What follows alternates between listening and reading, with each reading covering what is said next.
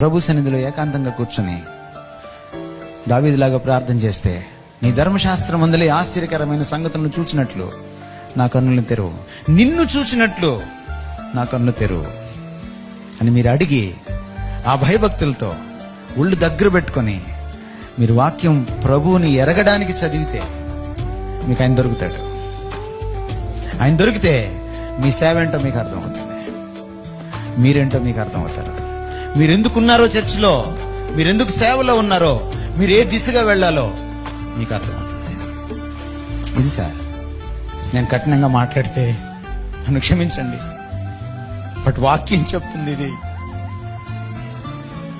ఈ దిశగా మనం వెళ్ళిన నాడు మన గొర్రెల్ని కాదు, ఈ దేశ దశల్ని మనం మార్చేయగలుగుతాం. ప్రభువుని ఎరిగి ఆయన చేత ప్రభావితమైన సేవ, ప్రతిదినము ఆయన చెబుతుండగా చేసే సేవ, ప్రతిదినము ఆయన అడుగుతూ ఏం చేయమంటావు, ఏం చేయమంటావు.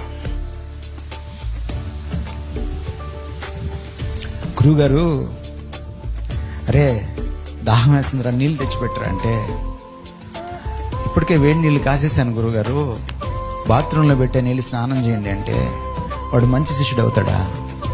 గురువు గారికి దాహం వేసి నీళ్ళు అడిగితే ఏ నీళ్ళు ఇవ్వాలి? బకెట్లో వేడి నీళ్ళ,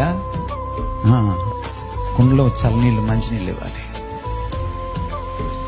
గురువు గారు చెప్పింది చేయడం, చెప్పినప్పుడు చేయడం, చెప్పినట్టు చేయడం సేవ.